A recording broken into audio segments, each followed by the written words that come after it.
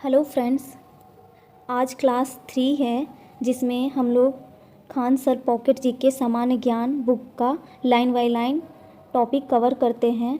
तो अभी तक हम लोगों ने सिंधु घाटी सभ्यता का टॉपिक पढ़ा है, जिसमें कुछ टॉपिक हम लोगों ने पढ़ा है और कुछ बाकी रह गया है, तो वो इस क्लास में कवर करेंगे। तो चलिए क्लास शुरू करते हैं। तो विदेशी व्यापार के बारे में आज हम लोग पहले पढ़ेंगे। विदेशी व्यापार में वस्तुएं और प्रदेश हैं, जो कि टीन का व्यापार अफ़गान और ईरान से किया जाता था।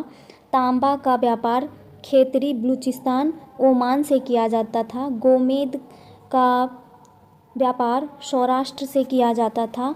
चांदी का व्यापार अफ़गानिस्तान ईरान से किया जाता था। सोना का व्यापार कर्नाटक अफ़गान ईरान से किया जाता था।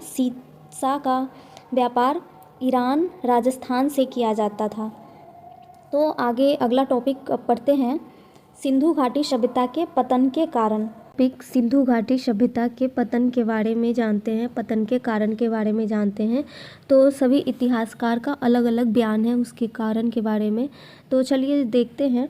गार्डन चाइल्ड व मॉर्निटर व्हीलर, जो कि आर्यों का कारण बताया था। सिंधु घाटी सभ्यता के पतन का कारण गार्डन चाइल्ड व मॉर्निटर व्हीलर ने आर्यों का आक्रमण बताया था। S.R. Rao, sir John Marshall व मैके ने बताया था कि बाढ़ के कारण सिंधु घाटी सभ्यता का पतन हो गया था। सर जॉन मार्शल ने प्रशासनिक शिथिलता का कारण बताया था। अमलानंद घोष ने जलवायु परिवर्तन बताया था। अमलानंद घोष ने बताया था कि सिंधु घाटी का सभ्यता का पतन जलवायु परिवर्तन के कारण हुआ था। U.R. केनेडी ने बताया था प्राकृतिक आपदा होने के कारण हो सकता है सिंधु घाटी सभ्यता का पतन हो गया हो। माधव स्वरूप वत्स ने कहा था नदियों के रुख बदलने के कारण सिंधु घाटी सभ्यता का पतन हो गया था। अगला पॉइंट देखते हैं,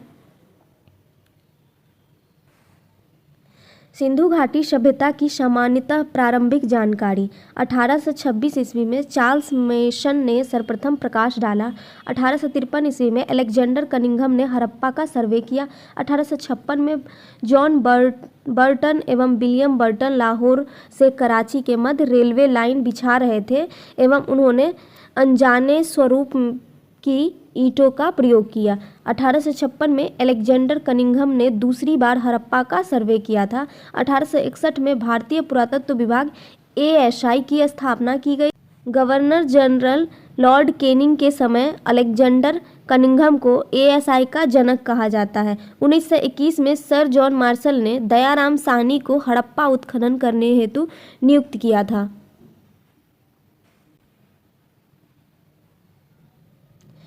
1922 में सर जॉन मार्शल ने राखल दास बनर्जी को मोहनजोदड़ो का उत्खननकर्ता नियुक्त किया। 1924 में सर जॉन मार्शल ने सिंधु घाटी सभ्यता हड़प्पा सभ्यता का नामकरण किया। तो 1921 में सर जॉन मार्शल ने दयाराम साहनी को हड़प्पा उत्खनन करने हेतु नियुक्त किया था और उसी समय हड़प्पा सभ्यता की का पता चला था। तो ये क्वेश्चन इम्पोर्टेंट होने वाला है, ये क्वेश्चन बहुत सारे एग्जाम्स में पूछे जाते हैं, तो ये याद कर ले अच्छे से। अगला पॉइंट देखते हैं, ये है प्रमुख स्थिति उत्खननकर्ता व खोजकर्ता और नदी। तो हड़प्पा सभ्यता पाक के पंजाब प्रांत का साहिवाल जिला में है और यह दयाराम साहनी, माधव स्वरूप वत्स, व्हीलर ये लोग मिलकर के इनका खोज किया था और हड़प्पा रावी नदी के किनारे अवस्थित है। मोहनजोदड़ो पाक के सिंध प्रांत का लड़काना जिला में अवस्थित है। राखल दास बनर्जी, जो कि 1922 में, मैके 1927 में, व्हीलर 1930 में खोज किए और यह सिंधु नदी के किनारे अवस्थित है। लोथल गुजरात का अहमदाबाद जिला में अवस्थित है। यह S.R. राव ने खोज किया था और यह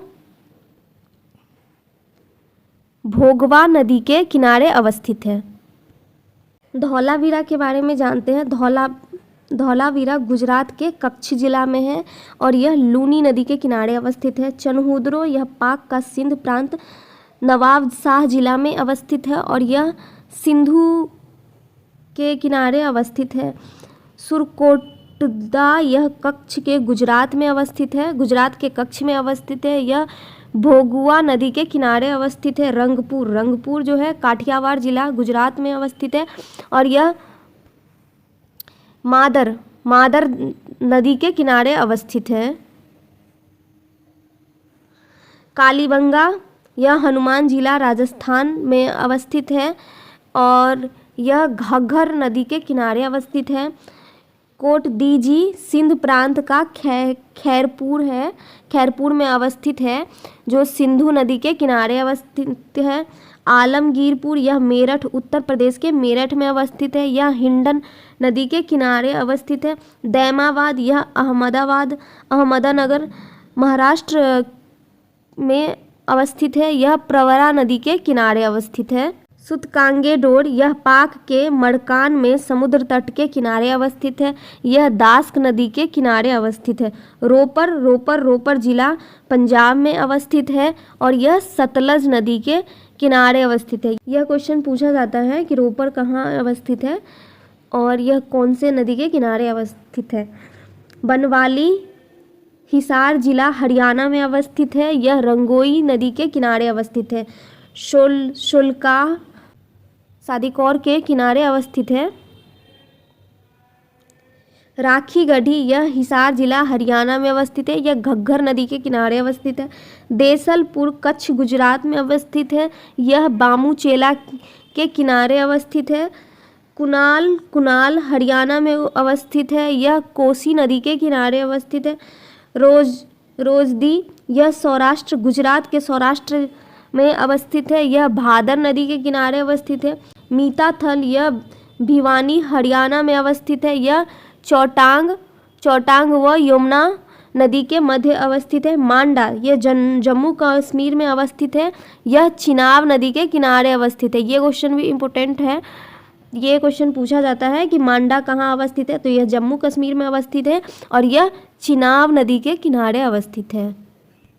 अगला पॉइंट देखते हैं, प्राप्त वस्तुएं या खोज। प्राप्त वस्तुएं कहाँ से हुई थी और क्या खोज हुई थी उसके बारे में जानते हैं। हड़प्पा R37 कब्रिस्तान, विदेशी की कब्र, इक्का गाड़ी, श्रृंगार पेटिका। मोहनजोदड़ो यह जलापूर्ति के लिए कुआं, सूती कपड़े के साक्ष्य। मोहनजोदड़ो से क्या मिला है, तो जलापूर्ति के लिए कुआं और सूती कपड़े का साक्ष्य मिला है, मतलब कपास का साक्ष्य मिला है। लोथल से हाथी का दांत के पैमाने, घोड़े की मृण मूर्तियाँ, फारस की मोहर, शतरंग के साक्ष्य मिले हैं। धौलावीरा से नगर 3 भागों में विभाजित थे, पूर्व, मध्य, पश्चिम।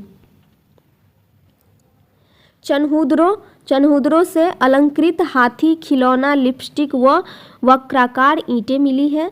सुरकोटदा यह घोड़े की हड्डियाँ, यहाँ घोड़े की हड्डियाँ मिली है। रंगपुर से धान, चावल की भूसी के ढेर, कच्ची ईंटों के दुर्ग और मृदभांड मिले हैं।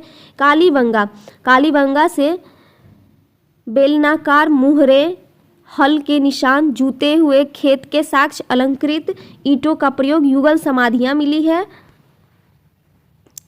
कोटदीजी वानाग्र, कांस्य की चूड़ियाँ, धातु के उपकरण मिले हैं। आलमगीरपुर से सिरेमिक उत्पाद, मृदभांड की मूर्तियाँ मिली है। दैमाबाद से धातु का रथ मिला है। सूतकांगेडोर से तांबे की कुल्हाड़ी मिली है। मनुष्य की अस्थि राख से भरा हुआ बर्तन मिला है। रोपर से कृषि, गेहूं, चावल के साक्ष्य मिले हैं। बनवाली से तिल व सरसों का ढेर मिला है। अच्छे किस्म के जौ, सड़क व नालियों के अवशेष, सेल खड़ी व पकाई मिट्टी की मुहरें मिली है। सोतकाह से परिपक्व बस्ती व विलासिता के सामान का व्यापार मिला है। राखीगढ़ी से चबूतरे पर बनी अग्नि वेदिका, मिट्टी के मनके मिले हैं। तो मिट्टी के मनके कहाँ से मिले, ये क्वेश्चन पूछा जाता है कि राखीगढ़ी से मिले हैं। देसलपुर विशाल दीवारों वाला भवन जिसमें छज्जे वाले कमरे मिले हैं। कुनाल चांदी के दो मुकुट मिले हैं। कुनाल चांदी के 2 मुकुट मिले हैं। रोजदी मुकुट, गेहूं के साक्ष्य मिले हैं। मीताथल चांदी के आभूषण व बर्तन, लंबी सुराहियाँ मिली है। बनवाली बनवाली से जौ मिट्टी के हल्की आकृति के साक्ष्य मिले हैं। अब वैदिक सभ्यता के बारे में पढ़ते हैं, जो कि 1500 से 600 ईसा पूर्व के मध्य स्थित था। सिंधु घाटी सभ्यता के बाद जो नवीन संस्कृति प्रकाश में आई, इसके बारे में हमें संपूर्ण जानकारी वेदों से मिलती है, इसलिए हम इस काल को वैदिक सभ्यता के नाम से जानते हैं। वैदिक काल का 2 भागों में विभाजन किया, ऋग्वैदिक काल और उत्तर वैदिक काल। ऋग्वैदिक काल का समय काल था 1500 से 1000 ईसा पूर्व था और उत्तर वैदिक काल का 1000 से 600 ईसा पूर्व था। अब ऋग्वैदिक काल के बारे में जानते हैं। यह 1500 से 1000 ईसा पूर्व तक था। आर्यों का आगमन 1500 ईसा पूर्व के पहले का है। आर्य आरंभ में सप्त सैंधर्म वंश में बस गए थे। सर्वप्रथम पंजाब व अफगानिस्तान में बसे। प्रोफेसर मैक्स मूलर ने आर्यों का निवास मध्य एशिया बैक्ट्रिया बताया है। आर्य शब्द का अर्थ श्रेष्ठ कुलीन होता है। आर्य शब्द का अर्थ क्या होता है? तो श्रेष्ठ कुलीन होता है। इस सभ्यता के संस्थापक आर्य थे। वैदिक सभ्यता, इसलिए इसे कभी कभी आर्य सभ्यता भी कहा जाता है। तो वैदिक सभ्यता को कभी कभी आर्य सभ्यता भी कहा जाता है, क्योंकि इस सभ्यता के संस्थापक आर्य थे। वैदिक सभ्यता मूलतः ग्रामीण थी। आर्यों का आरंभिक जीवन मुख्यतः पशुचारण का था। कृषि उनका गौण धंधा था। आर्यों की भाषा मूलतः संस्कृत थी। आर्यों का इतिहास मुख्यतः हमें वेदों से ज्ञात होता है। सिंधु आर्यों के लिए सबसे महत्वपूर्ण नदी थी तथा सबसे पवित्र सरस्वती नदी थी। सिंधु आर्यों के लिए सबसे पवित्र नदी सरस्वती नदी थी। ऋग्वेद के नदी सूक्त में सरस्वती को नदीतमा कहा गया है। ऋग्वैदिक काल का समाज कबीले के रूप में संगठित था। ऋग्वेद में अफगानिस्तान की नदियों का भी उल्लेख है। ऋग्वेद में एक पर्वतमाला मुजवंत हिमालय का उल्लेख भी मिलता है। ऋग्वेद में गंगा व सरयू नदी का उल्लेख 1 बार मिलता है एवं यमुना नदी का उल्लेख 3 बार मिलता है और सरस्वती नदी को पवित्र नदी माना जाता था। तो चलिए जानते हैं अब ऋग्वैदिक कालीन की नदियाँ। प्राचीन नाम और आधुनिक नाम, उसके नाम जो बदले हैं वो क्या है? विपाशा का नाम व्यास हो गया है। वितस्ता का नाम झेलम हो गया है। शतुद्री का नाम सतलज हो गया है। पुरुषनी इरावती का नाम रावी हो गया है। अश्किनी चिनाब का नाम चिनाब हो गया है। सुवास्तु का नाम स्वात हो गया है। सिंधु का नाम सिंध हो गया है। क्रुव का नाम कुर्रम हो गया है। सदानीरा का नाम गंडक हो गया है। द्वितीय सरस्वती का नाम घग्घर हो गया है। कुंभा का नाम काबुल हो गया है। गोमती फुलहर का नाम गोमल हो गया है। प्रतिशतात्मक परिवार आर्यों के कबीलाई समाज की बुनियादी इकाई थी। ऋग्वेद में आर्यों के 5 कबीले होने की वजह से पंचजन्य कहा गया। ये अनु, द्रिह्य, पुरु, तुवर्स, यदु थे। ग्राम, विष और जन में उच्चतर इकाई है। ये ग्राम संभवतः कई परिवारों के समूह को कहते थे। ग्रामनी ग्राम का मुखिया होता था। विष कई गांवों का समूह, इसका प्रधान विषपति कहलाता था। जन अनेक विषों का समूह, उसके अधिपति को जनपति या राजा कहा जाता था। देश या राज्य के लिए राष्ट्र शब्द आया था। राजा का पद वंशानुगत नहीं होता था। राजा का गोप कहा जाता था। राजा को गोप कहा जाता था। ऋग्वेद में सेनानी, सेनापति, पुरोहित शासकीय पदाधिकारी थे जो राजा की सहायता के लिए थे। राजा की सहायता हेतु 12 मंत्री होते थे जिन्हें रत्नी कहा जाता था। जिसमें सुत, रथकार और करमार पदाधिकारी थे। पूरब पुरूप दुर्गपति होता था जो सैनिक कार्य करता तथा स्पर्श गुप्तचर होते थे। बीजपति गोचर भूमि का अधिकारी व कुलम परिवार का मुखिया होता था। दूत समय समय पर संधि विग्रह के प्रस्तावों को लेकर राजा के पास जाता था। विदथ सर्वाधिक प्राचीन संस्था थी जो धन का बंटवारा करती थी।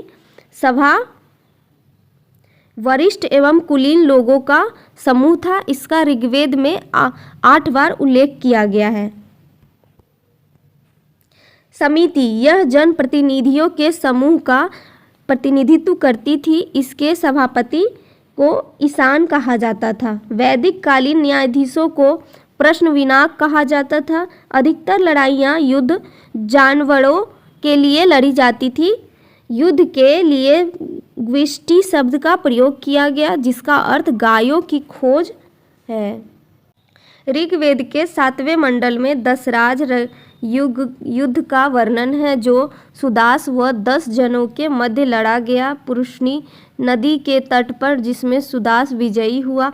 आर्य पितृ सत्तात्मक संयुक्त परिवार या समाज के थे। ऋग्वेद में समाज 4 वर्गों में था और वर्ण व्यवस्था कर्म आधारित थी। ये ब्राह्मण, क्षत्रिय, वैश्य और शूद्र। ऋग्वेद के पुरुष सूक्त में चारों वर्णों का उल्लेख मिलता है, हालांकि 10वां मंडल बाद में जोड़ा गया। ऋग्वैदिक काल में महिलाओं को शिक्षा का अधिकार था। विधवा विवाह होता था और बाल विवाह, पर्दा प्रथा, सती प्रथा जैसी बुराइयां नहीं थी। मतलब ऋग्वैदिक काल अभी के मॉडर्न काल के तरह ही था, जहाँ पर विधवा विवाह होता था और बाल विवाह, पर्दा प्रथा, सती प्रथा जैसी कोई भी बुराइयां नहीं थी और महिलाओं को भी शिक्षा का भी अधिकार था। आजीवन अविवाहित रहकर विद्या अध्ययन करने वाली महिलाओं को अमाजू कहा जाता था। विवाह के समय मिलने वाले उपहार को दहतु कहा जाता था।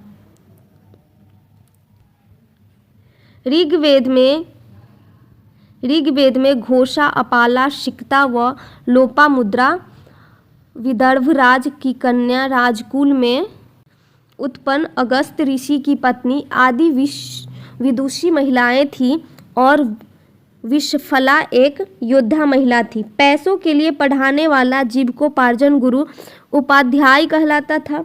आर्य मूलतः शाकाहारी थे और पेय पदार्थ में सोमरस का पान करते थे। आर्य 3 प्रकार के वस्त्र धारण करते थे: अधोवस्त्र, उत्तरीय वस्त्र, अधिवास। अंदर पहनने वाले वस्त्रों को नीवी कहा जाता था। गाय को अघन्या न मारने योग्य माना जाता था। इनका मुख्य व्यवसाय पशुपालन एवं कृषि था। इनका प्रिय पशु गाय व घोड़ा थे। वस्तु विनिमय द्वारा लेन देन करते थे और मुद्रा प्रणाली नहीं थी।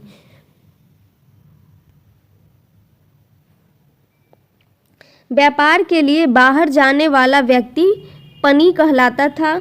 ऋण देकर ब्याज लेने वाले को वेकनोट सूदखोर कहा जाता था।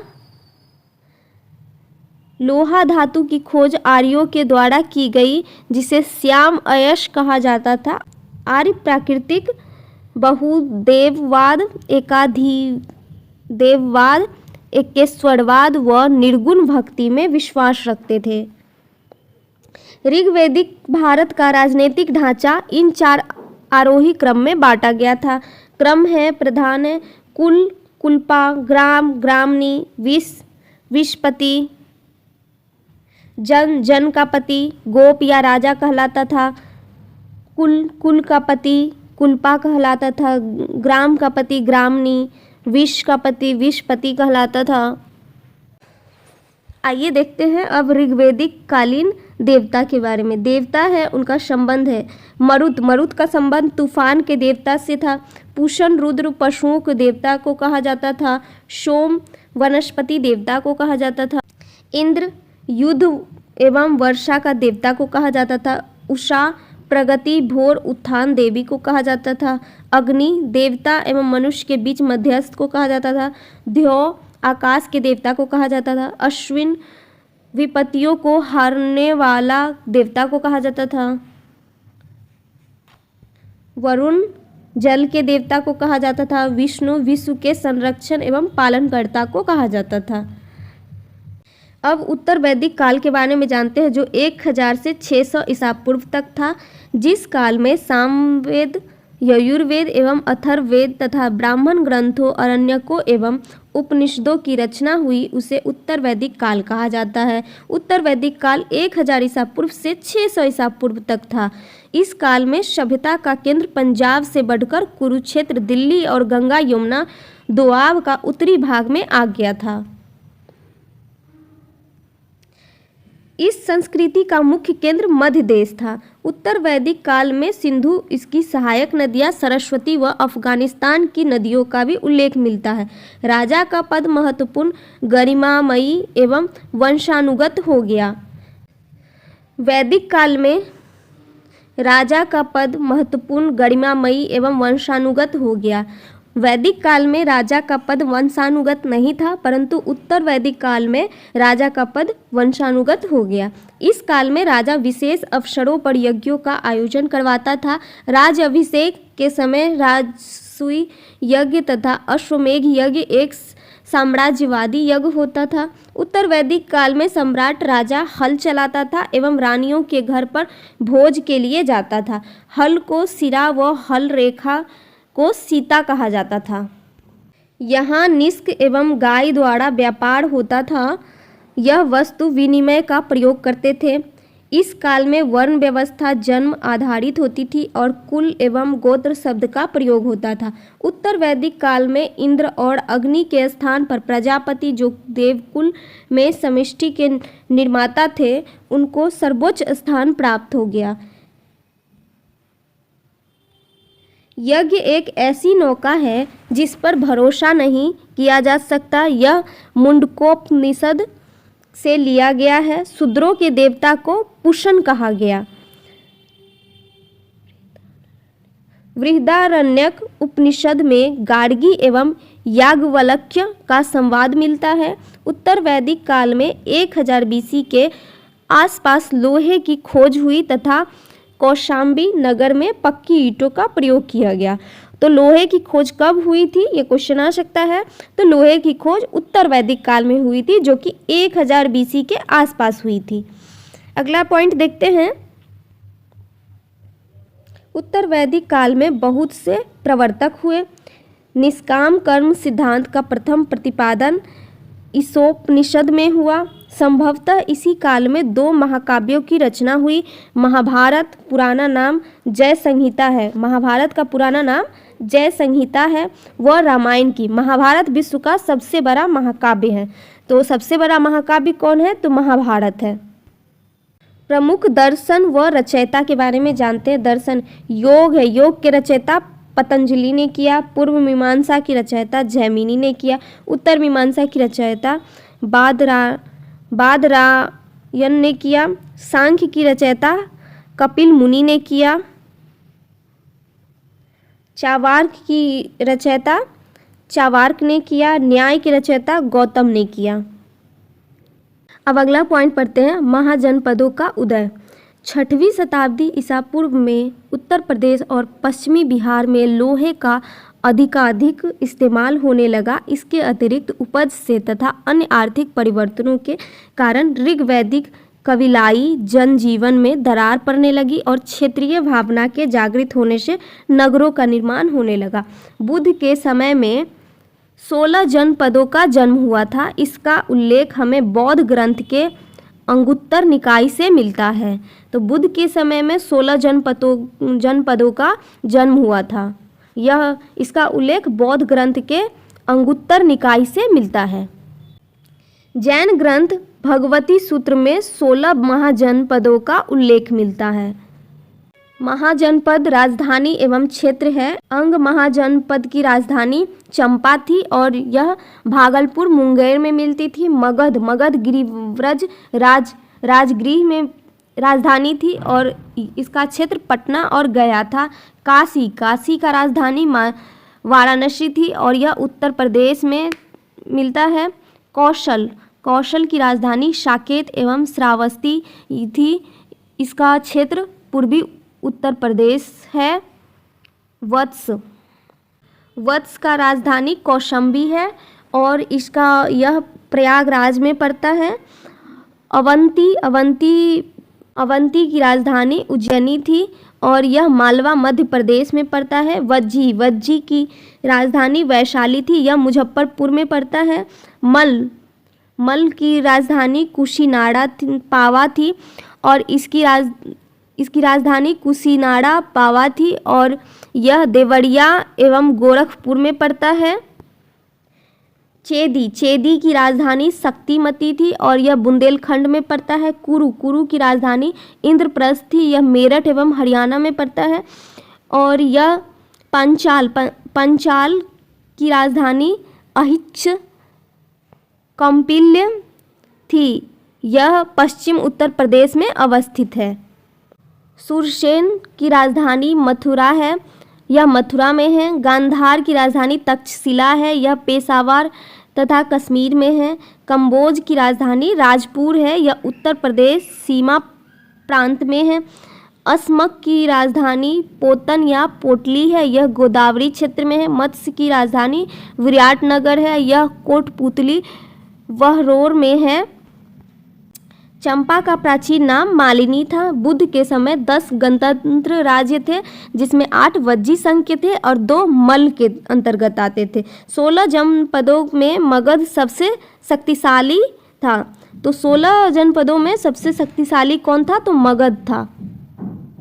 चलिए आज के लिए इतना ही, मिलते हैं अगले क्लास में। अगला टॉपिक जैन धर्म के बारे में पढ़ेंगे। तो वीडियो अच्छा लगा हो तो वीडियो को लाइक करें, चैनल को सब्सक्राइब करें और बेल आइकन दबाना न भूलें। Thank you.